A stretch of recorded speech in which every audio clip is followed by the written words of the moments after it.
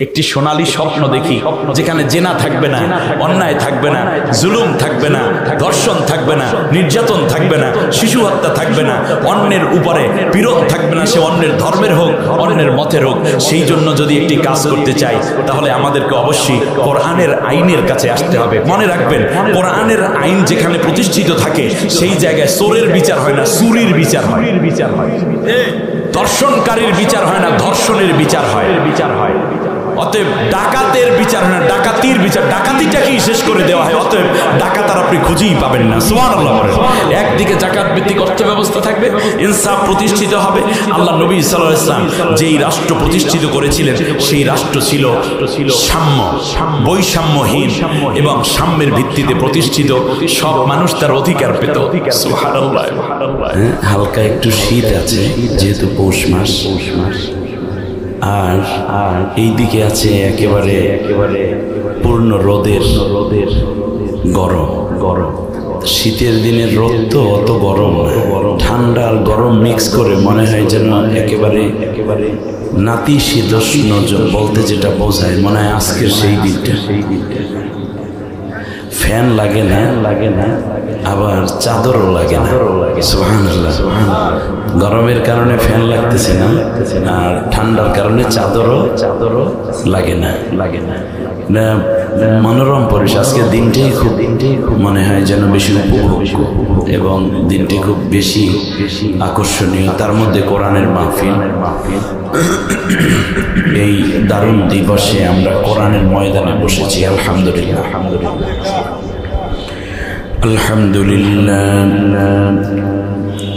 আলহামদুলিল্লাহিল্লাযী হাদানা লিহাযা وما كنا لنهتدي لولا أن هدانا الله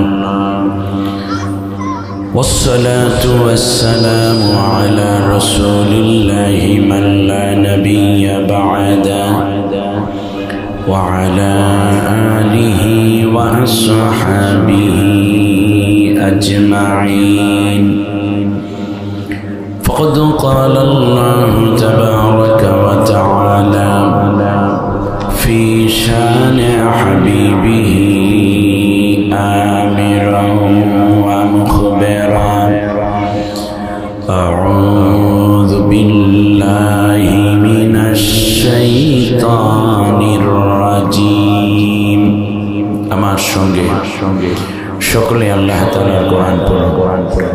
বিসমিল্লাহির রহমানির রহিম।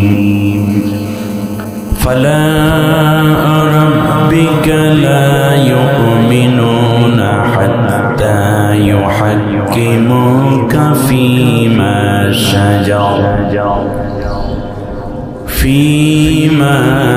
شجر بينهم ثم لا يجدوا في أنفسهم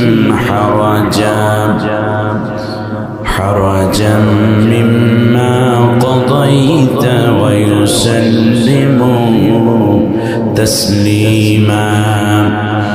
اللهم صل على محمد وعلى آل محمد كما صليت على إبراهيم وعلى آل إبراهيم إنك حميد مجيد.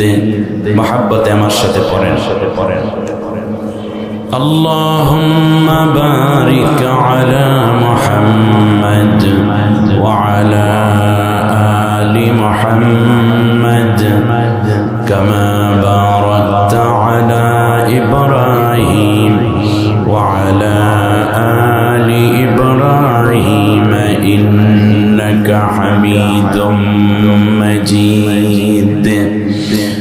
بلغ العلا بكماله كشف الدجى بجماله حسنت جميع خصاله. صلوا عليه وآله বাংলাদেশের ঐতিহ্যমণ্ডিত জনপদ, যার সাথে ভারতের সীমান্ত রেখা রয়েছে, দীর্ঘ একটি সীমারেখা। ব্রিটিশ বিরোধী আন্দোলনে যেমন এই জনপদের রয়েছে বীরত্ব গাথা। ৭১ সাল থেকে ধরে ২০২৪ সালের ছাত্র বিপ্লবেও রয়েছে ঐতিহ্য গাথা, যেখানের মানুষগুলো পরিশ্রমী আবার দিনদার, ইসলাম এবং ঈমানকে ধারণ করে আপন মহিমায় আবহমান কাল থেকে শস্য ভাণ্ডার হিসেবে পরিচিত এই জনপদের নাম কুমিল্লা। কুমিল্লার বুড়িচং এলাকায় ৬ গ্রামে দারুল হুদা শান্তি সংঘের উদ্যোগে আয়োজিত ৮ম বার্ষিক তাফসীরুল কোরআন মাহফিল সম্মানিত সভাপতি ৬ গ্রাম দারুল হুদা শান্তি সংঘের সম্মানিত সভাপতি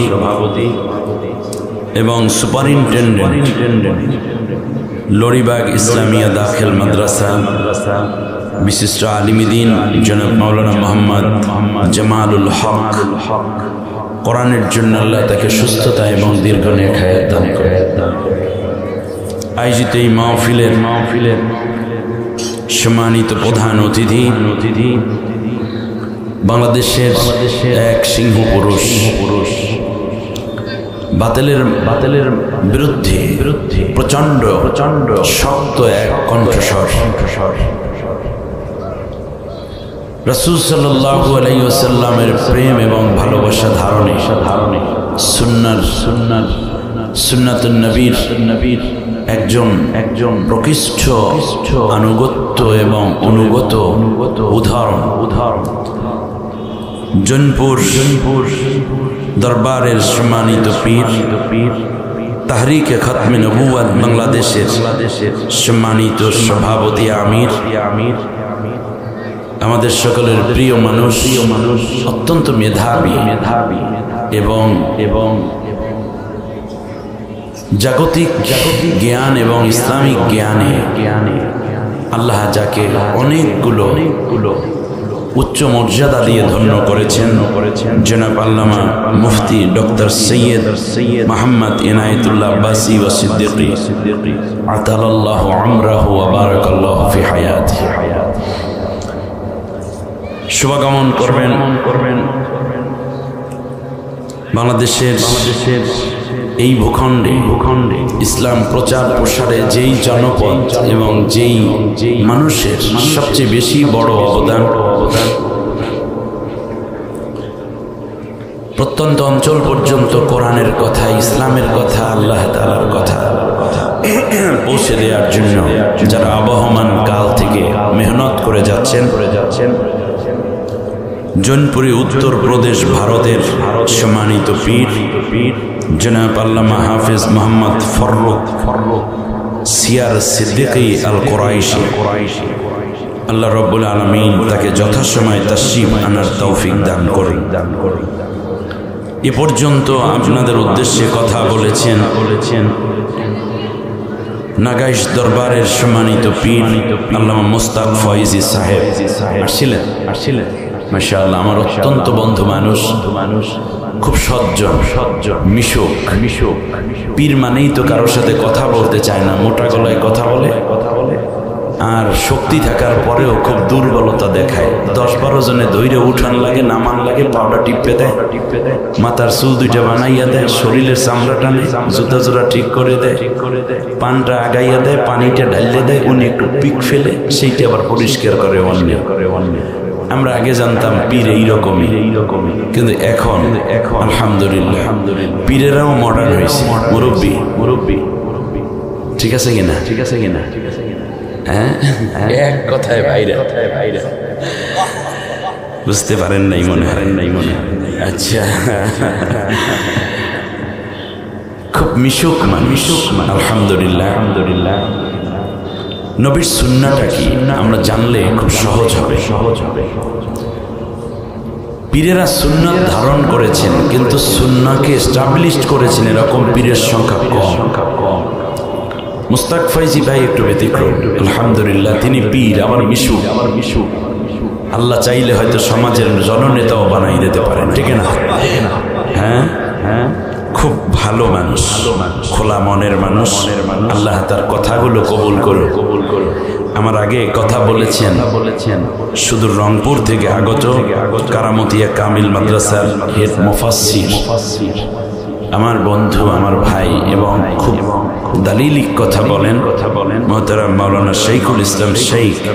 আল্লাহ তাআলা কোরআনের জন্য তাকে বারাকা দিয়ে ভরপুর করে দিন। অন্যান্য উলামায়ে কেরাম, আমন্ত্রিত মেহমান বৃন্দ, সর্বোপরি আমার সামনে এই দারুণ পরিবেশে অপেক্ষমান কোরআনের সম্মানিত শ্রোতা মণ্ডলী, পর্দার অন্তরালে সম্মানিতা মা বোন, অন্য ধর্মাবলম্বী ভাই বোনদেরকে আন্তরিক মোবারকবাদ জানিয়ে আমাকে একটা আলোচ্য বিষয় দেয়া হয়েছে। এইটাই তো নাকি? জি আলহামদুলিল্লাহ। আলোচ্য বিষয় হচ্ছে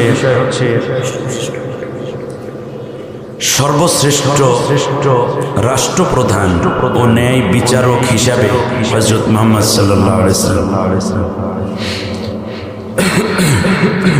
খুব চমৎকার একটা বিষয়।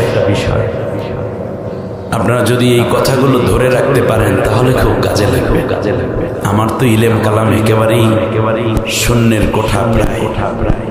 তবে আল্লাহ যতটুকু দয়া করে দেন ততটুকু যদি আপনাদের কোনো উপকারে আসে, আমার পার্সোনাল লাইফে যদি প্র্যাকটিস হয়, তাহলে আমাদের সকলেরই নাজাতের ওসিলা হয়ে যায়।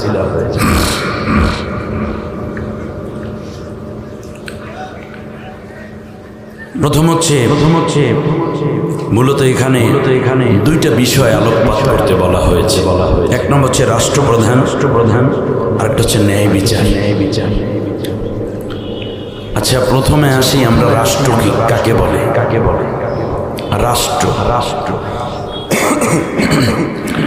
রাষ্ট্র নিয়ে আল্লাহ রাব্বুল আলামিন কোরআনের মধ্যে বেশ কিছু সূরাই নাজিল করেছেন। সুবহানাল্লাহ।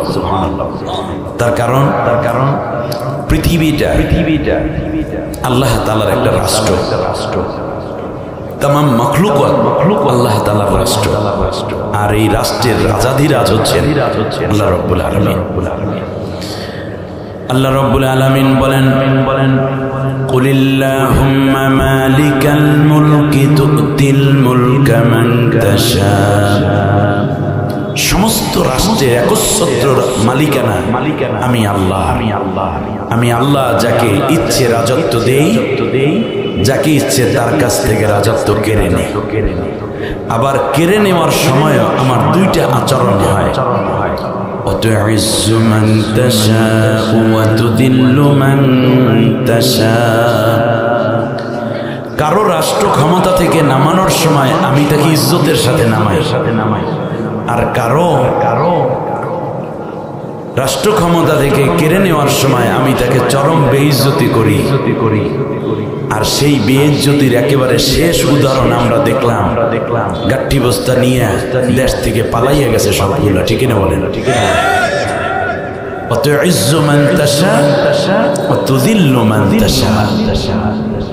তবে মনে রেখো, কল্যাণ যদি চাও তাহলে বিয়াদিকাল খায়র, আমি আল্লাহর হাতেই রয়েছে চূড়ান্ত কল্যাণ। সুবহানাল্লাহ। কল্যাণ কার হাতে? কিন্তু যে মানুষগুলো কল্যাণ পাওয়ার জন্য দাদাদেরকে ব্যবহার করেছে, তারা দুনিয়ায়ও কল্যাণ পাবে না, আখিরাতেও সম্ভাবনা কম, ঠিক না? কারণ কল্যাণের চাবিকাঠি কার হাতে? কিন্তু তারা গেছে কার কাছে? দাদার কাছে।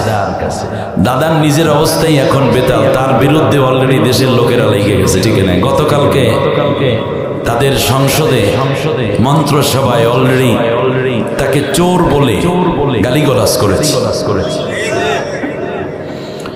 সম্মানিত ভাইরা, আল্লাহ রাব্বুল আলামিন বলেন, আলাইসাল্লাহু বিআহকামিল হাকিমিন। আমি আল্লাহ কি সমস্ত বিচারকদের প্রধান বিচারক নই? সুবহানাল্লাহ। আল্লাহ রাব্বুল আলামিন এই কথাগুলো বলার দ্বারা বোঝাতে চাচ্ছেন কিয়ামতের দিনও আমি বিচারের একচ্ছত্র মালিক। আল্লাহ তাআলা জিজ্ঞেস করছেন লিমানিল মুলকুল ইয়াউম, বলো দেখি ওই দিনের সমস্ত রাজত্ব কার হাতে? লিল্লাহিল ওয়াহিদিল কাহ্হার, পরাক্রমশালী পরমুখাপেক্ষীহীন কারো পরোয়া যিনি করেন না সেই মহান মালিকের হাতেই শেষ বিচারের একচ্ছত্র মালিকানা। সুবহানাল্লাহ। তাহলে সমস্ত মালিক বাদশার বাদশা কে? আল্লাহ রাব্বুল আলামিন। একদিকে তিনি বাদশা রাষ্ট্রপ্রধান, আবার রাষ্ট্রের মধ্যে আল্লাহ রাব্বুল আলামিন কি ব্যবস্থা কায়েম হবে এজন্য রাষ্ট্র নিয়ে একটা সূরা নাজিল করলেন। সূরার নাম দিয়ে রাখলেন, সূরার নাম কে? রাষ্ট্র। সূরার নাম কি? রাষ্ট্র। আরবিতে বলে সূরাতুল মুলক। সুবহানাল্লাহ।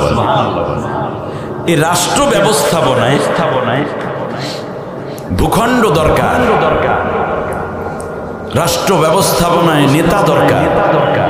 এই জন্য রাষ্ট্রপ্রধান কেমন হতে হয় আল্লাহ রাব্বুল আলামিন রাষ্ট্রপ্রধানের বৈশিষ্ট্য নিয়ে একটা সূরা নাজিল করেছে।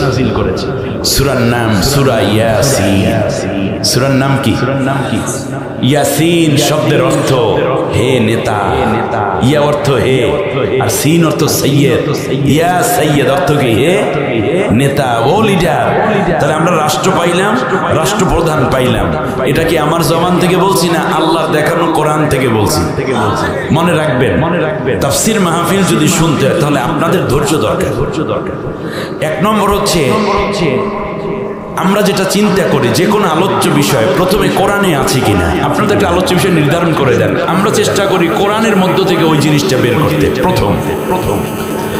এইটা যদি না থাকে তাহলে হাদিসের ভেতরে যায়, আর না হলে পরবর্তীতে কোন শব্দ থেকে এনে আলোচনাটা শুরু করা যায় এটা আমরা ট্রাই করি। তাহলে রাষ্ট্র পাইলাম, রাষ্ট্র প্রধান পাইলাম, বেশ ভালো কথা। রাষ্ট্রপ্রধান আর রাষ্ট্রের পাশাপাশি রাষ্ট্রে কি কি জিনিস দরকার? এক নম্বর একটা সংসদ দরকার, ঠিক না? এমন কোন রাষ্ট্র আসে যেই রাষ্ট্রে সংসদ নাই? সংসদের নামে আল্লাহ একটা সূরাই নাজিল করেছেন। সুবহানাল্লাহ। যিনি হবেন সংসদের চিফ প্রধান, তাকে কেন্দ্র করে একটা সংসদ গঠিত হবে। সেই সূরার নাম আল্লাহ বানিয়ে দিলেন, সূরার নাম সূরা। সংসদ, পার্লামেন্ট। একটা পার্লামেন্টের নামে সূরা, সূরার নাম কি? সূরা। এখন আপনারা বলতে পারেন হুজুর সূরার নামেও সূরা আছে, তাহলে মানে সংসদের নামে সূরা আছে। কিন্তু আরো তো জিনিস দরকার। যেমন দরকার হলো এই সূরার মধ্যে আরো দরকার হলো যে হুজুর তাহলে তো আমাদের আরো কিছু জিনিস দরকার, যেমন সেনা, নৌ, বিমান বাহিনী ছাড়া তো দেশ চলতে পারে না। এই জন্য আল্লাহ তাআলা তাদের যৌথ বাহিনীর নামে একটা সূরা নাজিল করেছেন। সূরার নাম সূরা আহজাব। সুবহানাল্লাহ। হ্যাঁ, সংসদ কায়েম করবেন কোথায়? দেশে। আল্লাহ তাআলা দেশের নামে একটা সূরা নাজিল করছেন। সূরার নাম সূরাতুল কান্ট্রি। আরবিতে বলে দেশ, মানে বালাদ। আরবিতে কি বলে? বালাদ। সূরাতুল বালাদ। বালাদ অর্থ কি? দেশ। এরকম অনেকগুলো বিষয় আপনার থাকবে। আবার সংসদের মধ্যে বিরোধী দল থাকে না? যারা শুধু জি হুজুর বলবে না, মাঝে মধ্যে বিরোধিতাও করবে। বিরোধী দলের নামে আল্লাহ একটা সূরা নাজিল করেছেন। সূরার নাম হলো সূরাতুল মুজাদালা। সূরার নাম কি? সূরাতুল মুজাদালা। ফিরআউনের রাষ্ট্রে, ফিরআউনের সংসদে বিরোধী দল ছিল না, কিন্তু নবী সাল্লাল্লাহু আলাইহি ওয়াসাল্লামের দরবারেও আল্লাহর নবীর কথার প্রতিবাদ করা এবং তাকে সৎ পরামর্শ দেয়া, রাসূল সাল্লাল্লাহু আলাইহি ওয়াসাল্লামের মতো মহামানব তার কথাও সূরার মাধ্যমে, পরামর্শের মাধ্যমে আল্লাহ রাসূল সাল্লাল্লাহু আলাইহি ওয়াসাল্লামকে পরামর্শ দেওয়ার লোকজন ছিলেন। কোরআনের মধ্যে 17 জায়গায় হযরত ওমর রাদিয়াল্লাহু তাআলা আনহুর কথাকে আল্লাহ পছন্দ করেছেন।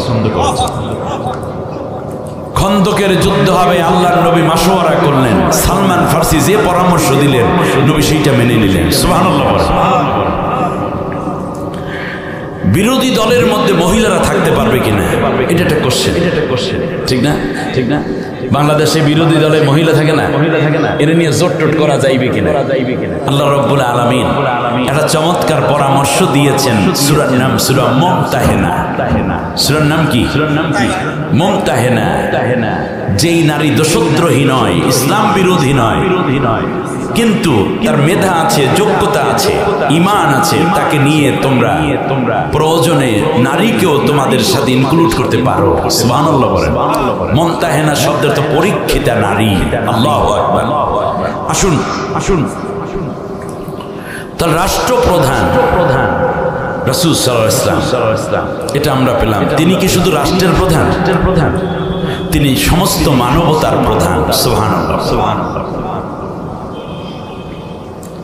ন্যায় বিচারক, সর্বশ্রেষ্ঠ রাষ্ট্রপ্রধান কাকে কয়? আমার ভাই মনে হয় একটু আগে শাইখুল ইসলাম শাইখ ভাই খুব চমৎকার করে আপনাদেরকে একটা বিষয় জানাবার চেষ্টা করেছেন। তার নাম হচ্ছে মদিনা সনদ। না, পৃথিবীর প্রথম লিখিত সংবিধান। আমাদের দেশে দুঃখজনকভাবে একটা লেডি স্বৈর শাসক, সে ক্ষমতায় আসার আগে, গত অগস্টের আগে যে ভোট হলো রাতের বেলায় উনি একটা ইস্তেহার ঘোষণা করে বলছিলেন যে আমরা যদি আবার ক্ষমতায় আসি, তোমরা তো আসবি, তাহলে আমরা মদিনার সনদে দেশ চালাবো। বলছিল কিনা? আমরাও খুব আশ্বস্ত হয়েছিলাম যে যাক, কমপক্ষে মদিনার সনদে সমস্ত ধর্মের লোকদের একটা অধিকার প্রতিষ্ঠিত ছিল। ভাবলাম যে মুসলমান হয়ে মনে হয় যেন এক অপরাধ করে ফেলেছি। আমাদের বাচ্চারাও এইরকম একটা হীনমন্যতায় ভোগা শুরু করছিল। ঠিক না বলে?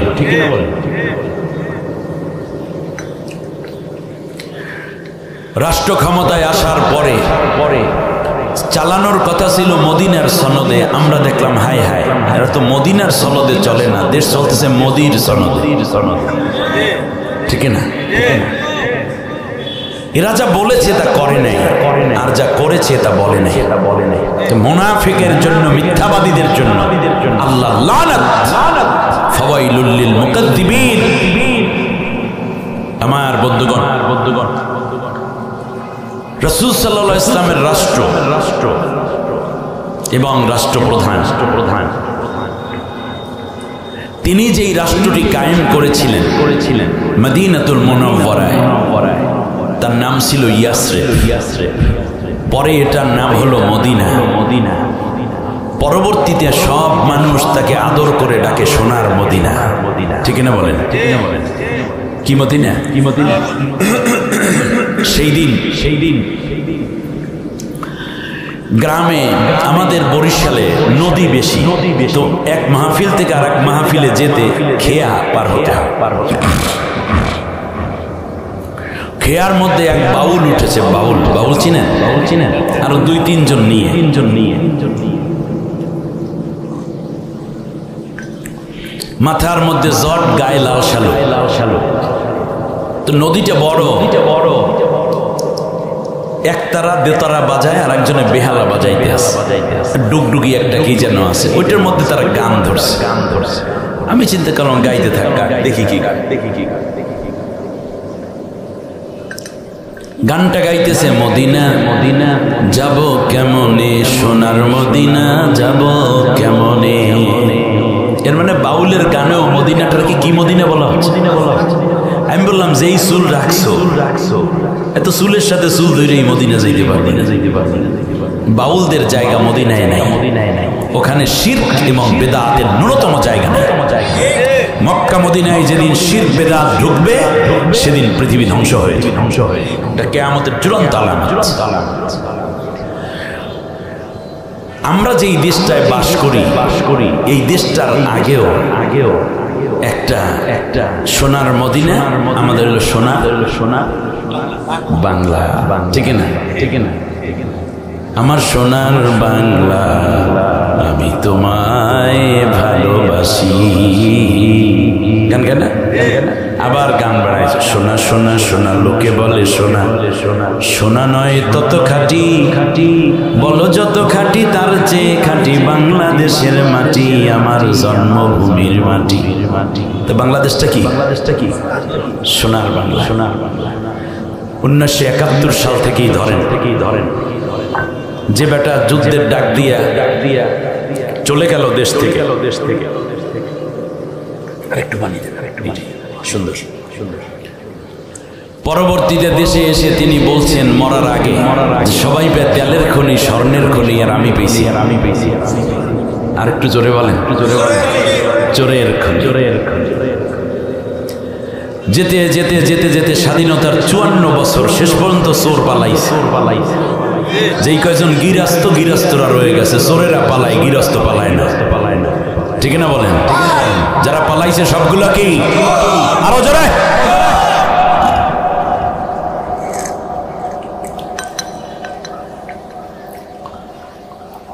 আল্লাহ রাব্বুল আলামিন বলেন, শোনো শোনো,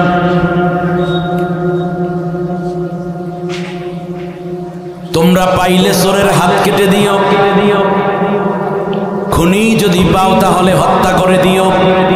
কথা বলে না।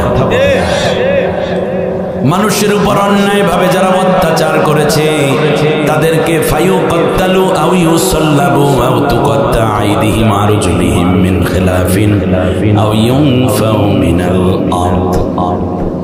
আর যারা ত্রাস সৃষ্টি করে অন্যদেরকে গুলি করে, গুম করে, আয়না ঘরে নিয়ে জেল জুলুম দিয়েছে, তাদেরকে পাইলে আইনের আওতায় এনে হত্যা করো অথবা শুলে চড়াও। শুলে চড়ান বুঝেন?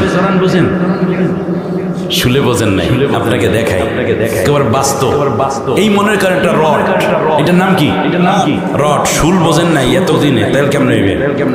এই একটা রড, এই রডটার মাথাটাকে একেবারে গড়তে গড়তে গড়তে গড়তে শুয়ের মতো চিকন করতে হবে। কির মতো? শুয়ের মতো চিকন করো। তারপর এটাকে মাটির মধ্যে অথবা পাথরের মধ্যে পুঁতে দিবে, ক্যারেন দিয়ে। তারপর অপরাধীকে উঠাইয়া পয়েন্ট মতো বসাই দেয়। পয়েন্ট বুঝেন? পায়পথ, পায়খানার রাস্তায় ঠিক মতো আস্তে করে বসাইয়া ক্যারেনের সাথে কিছু সময় ঝুলাইয়া রাখবে।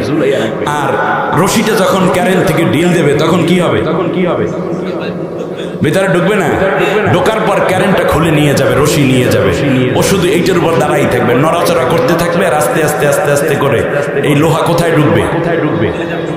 এটার ভিতর ঢুকতে ঢুকতে নারী, বুড়ি, কলিজা, হাড়, ঘাড়, মাথার গিলু থেকে বের হয়ে যখন উপরের দিকে উঠে যাবে, এইটার নাম হচ্ছে শুলে চড়ানো। কত্তালু আও ইউসাল্লাবু আও তুকাত্তা আইদিহিম আরজুলিহিম মিন খিলাফ। অথবা তার বিপরীত দিক থেকে হাত পা কেটে দাও, অথবা নিজের দেশ থেকে তাড়িয়ে দাও, তাকে নির্বাসনে পাঠিয়ে দাও। কারণ যারা এইরকম অন্যায় করে তাদের দেশে থাকার ন্যূনতম অধিকার নাই। ওনারা বুঝতে পারছে দেশ আমার না যেহেতু, সুতরাং আমরা পালাইয়ে যাই। দেশ তো তারা এসেছিল একটা জুয়া খেলার জন্য। লটারিতে যেমন হঠাৎ টাকা পাইয়া লইয়া দৌড় দেয়, ক্ষমতায় আসার পরে দেশের হাজার হাজার কোটি টাকা আত্মসাৎ করে দৌড় দিছে। ছাত্র সমাজ বলল ধর, ওরা দৌড় দিছে। রাষ্ট্রনায়ক, এই পৃথিবীতে যত নবী এসেছেন সব নবী ছিলেন রাষ্ট্রনায়ক। সুবহানাল্লাহ বলেন। আমরা মনে করি নবী মানে হচ্ছে কি বলেন দেখি? নবী মানে হচ্ছে মানেটা কি আমি একটু বলি, তাহলে সংক্ষেপে বলবো। নবীর কথা যে বলে সে যেই রকম আমরা মনে করি নবী ওই রকম। কথা বুঝেন নাই? ব্যাস। যখন কোন পীর সাহেব নবীর কথা বলে তখন আমরা মনে করি পীরের যদি লম্বা চুল থাকে, মাথায় রুমাল থাকে, পাগড়ি থাকে, গায়ে যদি জামা থাকে বড়, মনে করি নবী মনে হয় এইরকম ছিল। যখন কোন বক্তা নবীর কথা বলে যেই রকম বলে আমরা মনে করি নবী মনে হয় এরকমই ছিলেন। নবীকে বুঝতে হলে কোরআন এবং হাদিস এই দুটো পড়া দরকার, তাহলে নবী আপনার চোখের সামনে চলে আসবেন। সুবহানাল্লাহ। এই পৃথিবীতে যত নবী রাসূল এসেছেন, নবীরা আল্লাহর কাছে রাষ্ট্র ক্ষমতা চাইছে। সুবহানাল্লাহ, সুবহানাল্লাহ। আমাদের নবীও বলেছেন রব্বি আদখিলনি মুদখালা সিদকিন ওয়া আখরিজনি মুখরাজা সিদকিন ওয়াজআলনি মিন লাদুনকা সুলতানান নাসীরা। রব্বুল আলামিন, তুমি আমাকে সত্যবাদীদের সাথে এই মদিনায় প্রবেশ করাও, সত্যবাদীদের সাথে এক সময় বের করে নিও, আর তুমি আমাকে একটা রাষ্ট্র ক্ষমতা দাও। সুবহানাল্লাহ। রাষ্ট্র ক্ষমতা নবী চেয়েছেন। আল্লাহ রাব্বুল আলামিন বলেন, শোনো, এমনি করে করে আমি ইব্রাহিম পয়গম্বরকেও রাষ্ট্রপ্রধান বানাইছিলাম। সুবহানাল্লাহ। ফাকাদ আতাই, তাবু ছিল একটা, লাঠি ছিল তিনটা, ঘোড়া আসলে 7টা। সুবহানাল্লাহ, সুবহানাল্লাহ। ঘরে খেজুর আছে 7টা, দিনের 7টার বাইরে ঘোড়া আছে কয়টা? এখন বলতে পারেন তাই নবীর টাকা পয়সা না থাকলে এগুলো সব ছিল রাষ্ট্রীয় সম্পদ। সবগুলো ছিল কি রাষ্ট্রীয় সম্পদ। রাষ্ট্র চালাইতে এখনকার মনে করেন আপনার 7টা দামি দামি গাড়ির কথা বলতে পারেন। এই 7টা ঘোড়ার নামও হাদিসে আছে। একটার নাম ছিল সবক, আর একটা নাম মুরতাজিজ, আর একটার নাম লাহিফ, এরপর হলো জুজাজ, এরপর জরফ, এরপর সাজা, এরপর ওয়ারদা। দুলদুল নামের একটা সাদা খচ্চরও ছিল রাসূল সাল্লাল্লাহু আলাইহি ওয়াসাল্লাম। আমার ভাইয়েরা, এই বিষয়গুলোর পরে রাসূল সাল্লাল্লাহু আলাইহি ওয়াসাল্লামের যেই রাষ্ট্র ব্যবস্থায় রাসূল সাল্লাল্লাহু আলাইহি ওয়াসাল্লাম যেই নীতি অবলম্বন করেছিলেন, সেজন্য আল্লাহ নবী সাল্লাল্লাহু আলাইহি ওয়াসাল্লামের দাসমুক্ত করানোর জন্য একটা মন্ত্রণালয় ছিল। আনাস, হিন্দা ও আসমা, এই 3 জন এই জায়গায় দায়িত্ব পালন করতেন। আমার ভাইয়েরা, এখান থেকে নিয়ে আমরা যদি যাই তাহলে রাসূল সাল্লাল্লাহু আলাইহি ওয়াসাল্লামের রাষ্ট্র ব্যবস্থাপনায় যে সমস্ত মন্ত্রণালয়গুলো ছিল, আমরা জানি রাসূল সাল্লাল্লাহু আলাইহি ওয়াসাল্লাম শুধুমাত্র একজন নবী, আর তিনি বৈশা বৈশা আতর পাথর সুরমা খুরমা এইগুলোই চালাইতেন। এবার দেখেন রাসূল সাল্লাল্লাহু আলাইহি ওয়াসাল্লামের 18টা মন্ত্রণালয় ছিল। কতটা রাষ্ট্র চালানো রাসূল সাল্লাল্লাহু আলাইহি ওয়াসাল্লামের মন্ত্রণালয় ছিল? কয়টা? 1 নম্বর মন্ত্রণালয় হচ্ছে জনপ্রশাসন মন্ত্রণালয়। এই মন্ত্রণালয়ের প্রতিনিধিত্ব ও কর্মচারী নিয়োগ, বদলি, অবসর, এই দায়িত্ব ছিল এই মন্ত্রণালয়। মুয়াজ্জিন নির্বাচন, তার কারণ একটি ইসলামিক রাষ্ট্রে মুয়াজ্জিন একটি আবশ্যকীয় বিষয়। ইমাম নির্ধারণ, এটা একটা আলাদা মন্ত্রণালয় ছিল। এই যে সভাপতির সাথে নেগোসিয়েশন করে তারপরে বড় মাছ আর এই মোটামুটি কলা আর একেবারে দেশ থেকে আনছি স্যার আপনার জন্য কচু কাইটা এটা দিয়ে গেলাম বাসায়, এরপরের দিন নিয়োগ হয়ে যাবে। ইমাম সাহেব দেখতে শুনতে কত ভালো নরম, বাবুরাম সাপুরে কোথায় যাস বাপুরে, আয় বাবা দেখে যা, 2টি সাপ রেখে যায়, যে সাপের নাক নাই, কান নাই, ছোট নাকও হাঁটে না, কাউকে যে কাটে না, এইরকম যেই স্টাইলের আছে এদের না, করে না কেউ উৎপাত, খায় শুধু দুধ ভাত, এইরকম ইমাম রাখবা। বুজুর্গানে দিন, মাহবুবে জবানি, কুতুবে রব্বানি, আদিয়ে দওরান, মুজাদ্দিদে জামান, কামেলে মোকাম্মেল, উম্মারে মাল, সব ঠিক আছে, কিন্তু কি নাই? বাতিলের বিরুদ্ধে কথা নাই, অন্যায়ের বিরুদ্ধে কথা নাই, দুর্নীতির বিরুদ্ধে কথা নাই, খুনিদের বিরুদ্ধে কথা নাই, যারা দেশ পুরা লুটপাট করে নিয়ে যায় তাদের বিরুদ্ধে কথা নাই, হত্যাকারীদের বিরুদ্ধে, ধর্ষণকারীদের বিরুদ্ধে কথা নাই। এইরকম বাবুরাম সাপুরে ইমাম হবে না। ইমাম হবে কোরআনের কথা বলার জন্য অন্যায়ের প্রতিবাদকারী। এই জন্য নিয়োগ দেবে রাষ্ট্র। সভাপতির পাউটিপ্পা ইমাম মুয়াজ্জিন হওয়ার কোনো সুযোগ ইসলামের রাষ্ট্রে নাই। সুবহানাল্লাহ বলেন। অর্থ মন্ত্রণালয়, যাকাত আদায়কারী নিয়োগ, জিজিয়া আদায়কারী নিয়োগ, ফরেন ডিপার্টমেন্ট, এরপরে বিভিন্ন ধর্মাবলম্বীদের সাথে সন্ধিপত্রে স্বাক্ষর, ভূমি মন্ত্রণালয়, মুসলমানদের মধ্যে জায়গা জমি বন্টন, কূটনৈতিক বিভাগে রাসূল সাল্লাল্লাহু আলাইহি ওয়াসাল্লাম কাজ করতেন।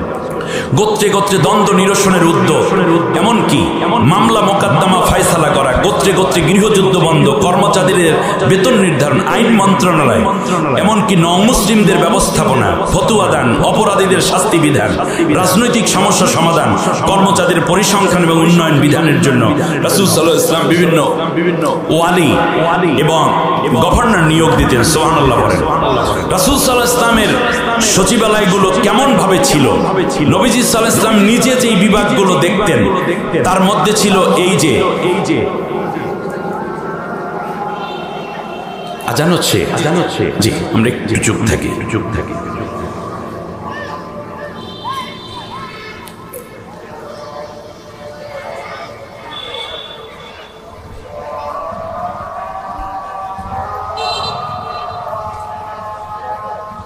আশহাদু আন্না মুহাম্মাদার রাসূলুল্লাহ।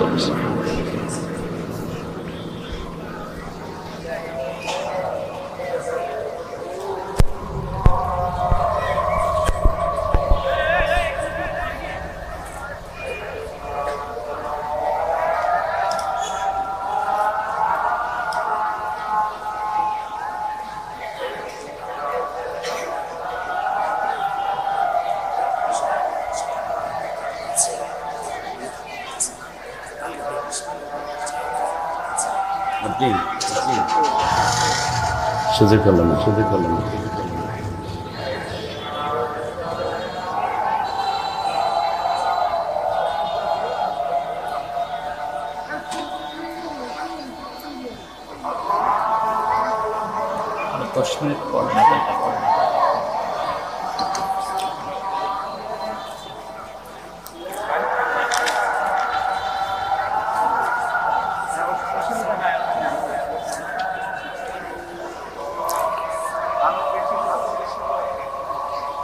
লা ইলাহা ইল্লাল্লাহ মুহাম্মদ সাল্লাল্লাহু আলাইহি ওয়াসাল্লাম।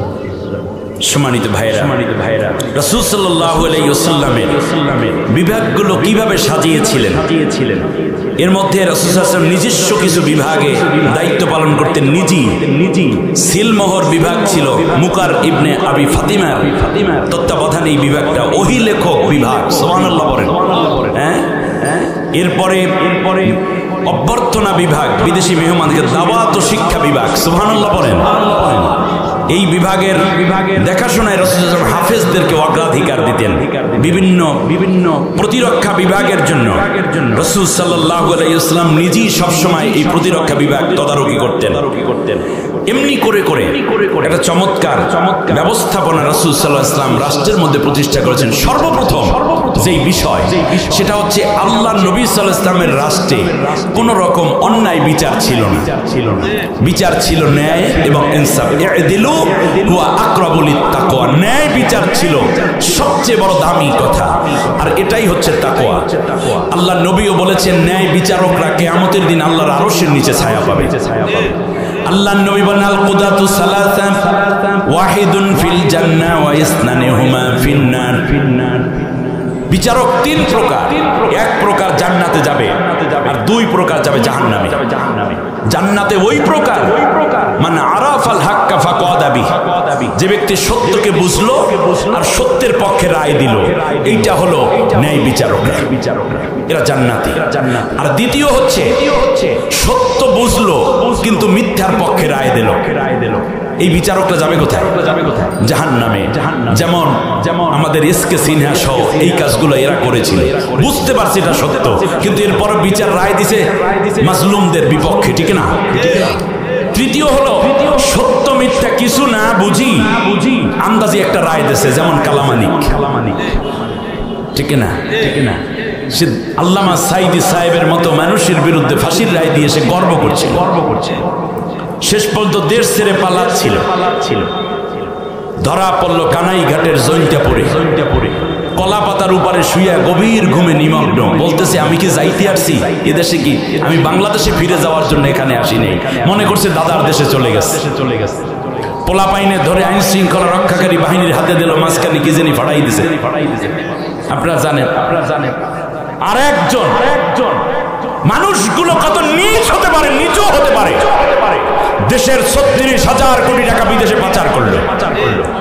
একজন মন্ত্রী নিজের পালানোর জন্য নিজের দাড়িগুলো কামাইলো, সাদা চুলগুলারে কালো করলো, পাঞ্জাবি ছেড়ে শার্ট পরলো, প্যান্ট ছেড়ে লঙ্গি পরলো, দামি জুতা ছেড়ে ১২ টাকা দামের পঞ্চ পইরা সদরঘাটের কুলি, যেই নৌকায় তারা এত অসৎ বানালো, সেই নৌকায় আবার চড়ছে।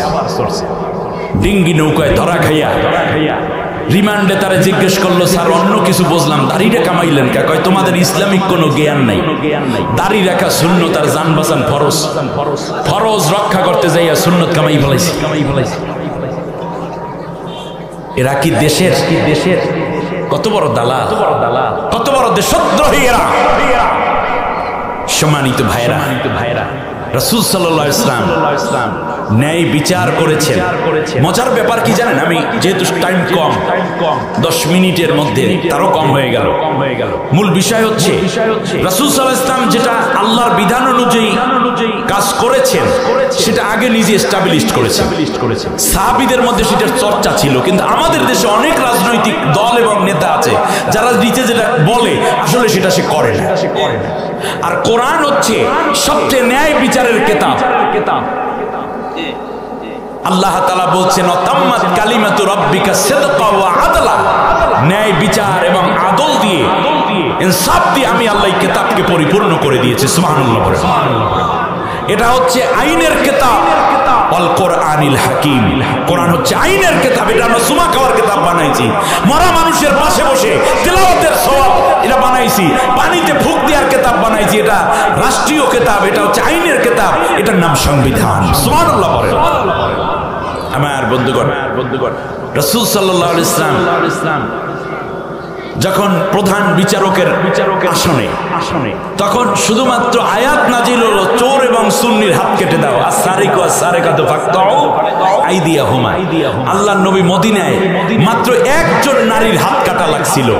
এর মানে এই আয়াত নাজিলের সাথে সাথে মদিনার গোটা মানুষ, একদিকে তারা কোরআন হাদিস পড়া মানুষ, অপরদিকে যখন তারা জানলো যে হাত কেটে দেবে, এই ভয়ের ঠেলাই সবাই চুরি ছাইরা দিয়েছে। এক সম্ভ্রান্ত মহিলা শয়তানের প্যাচে পইরা চুরি কইরা বসে, তারও নাম ছিল ফাতেমা। আল্লাহর নবীর কাছে সুপারিশ নিয়ে আসলো। আল্লাহর নবী চোখ লাল হয়ে নবীজি সাল্লাল্লাহু আলাইহি ওয়াসাল্লাম বললেন, আজকে যদি আমার মেয়ে ফাতেমাও চুরি করত আমি হাত কেটে দিতাম, কারণ আল্লাহর আইন আমি কালেও লঙ্ঘন করব না। আল্লাহর আইন বাস্তবায়ন করার জন্যই আমি পৃথিবীতে এসেছি। আয-যানিয়াতু ওয়াজ-যানি ফাজলিদু কুল্লা ওয়াহিদিন মিনহুমা মিআতা জালদা। চোর এবং মানে জেনাকারিনীকে 100টা বেত্রাঘাত করো, তারা যদি অবিবাহিতা হয়। কিন্তু তারা যদি বিবাহিত হয় তাহলে তাদের কোমর পর্যন্ত গেড়ে মাথার ঘিলু উড়াই দাও, সঙ্গে ছাড় করে দাও। কিন্তু মজার ব্যাপার, আমার দিকে তাকান, সোনার রাষ্ট্র কেমনে হলো? আইন আছে, শুধুমাত্র আইনটা আছে। এই কারণে গোটা মদিনায় আর কোনো জেনা নাই। নবীজি এক মহিলার বিচার করলেন, যেই মহিলা ইসলাম গ্রহণের আগে জেনাকারিনী ছিলেন, সেই সময় প্রেগন্যান্ট হয়ে পড়েছে, 6 মাস বয়সের কোলে বাচ্চা পেটের মধ্যে নিয়ে নবীর কাছে হাজির হলো, রাসূল আমি ইসলাম গ্রহণ করেছি, আমি যে জেনা করেছি, আমার পেটে জারজ বাচ্চা, আমাকে শাস্তি দিয়ে দেন, আর না হলে আমি জাহান্নামে যাব। সুবহানাল্লাহ বলবেন না? শুধুমাত্র আইন নয়, ভেতরেও তাকওয়া সৃষ্টি ছিল, আমরি বিল মারুফ নাহি আনিল মুনকারের কর্মসূচি।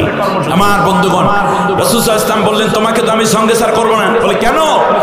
আল্লাহর নবী বললেন, তোমার গর্ভে শিশু আছে, তোমাকে মারলে শিশুটাও মারা যাবে, কিয়ামতের দিন এই শিশু আমার বিরুদ্ধে অভিযোগ দায়ের করবে।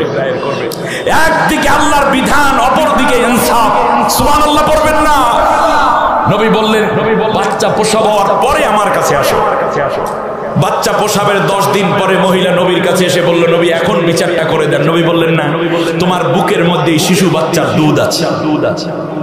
সুতরাং এই শিশুটাকে তোমাকে মেরে ফেললে এই শিশু তার অধিকার থেকে বঞ্চিত হবে। কিয়ামতের দিন এই শিশুটা আমার কাছে, আল্লাহর কাছে আমার বিরুদ্ধে মামলা করবে, আমি মামলা খাইতে চাই না। সুবহানাল্লাহ পড়বেন না? যেদিন সে দুনিয়ার খাবার ধরবে সেই দিন তুমি আসো। মহিলাকে ছেড়ে দেয়া হলো।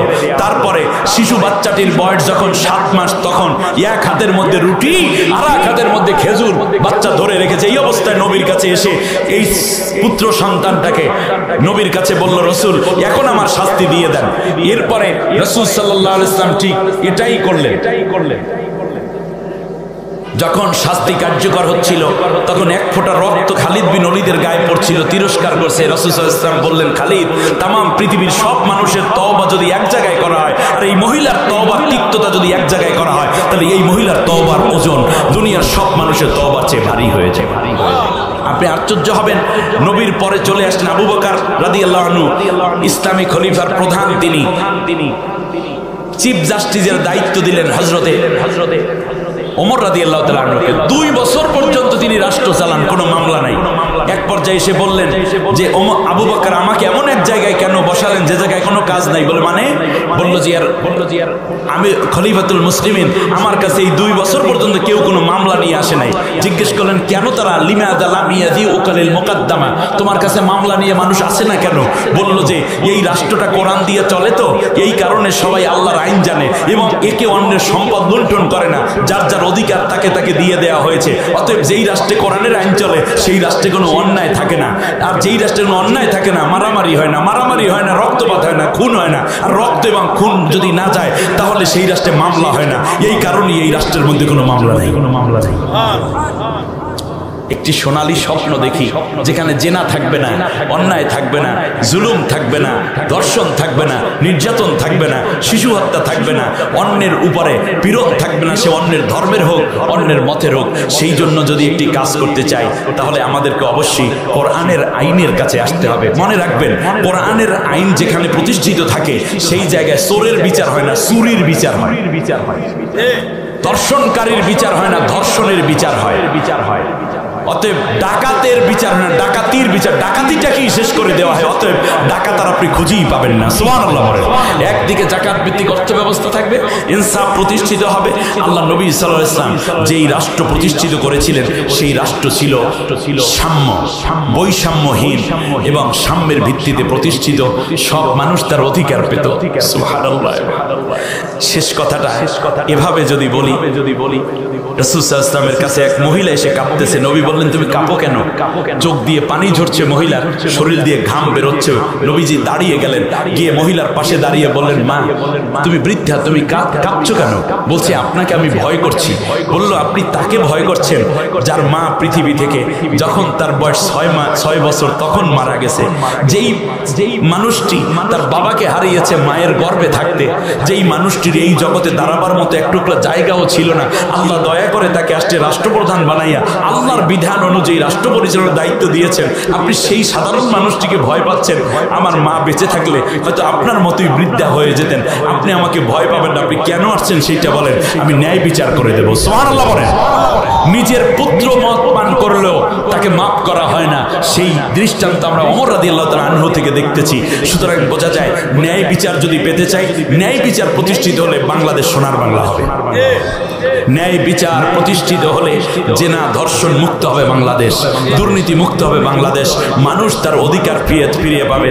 অতএব আমরা যেই আন্দোলন করা হয়েছে বৈষম্য বিরোধী, সেই বৈষম্যকে চিরতরে ধ্বংস করে যদি সাম্য আনতে হয় তাহলে আল্লাহর কোরআনকে পার্লামেন্টে আনতে হবে আগে।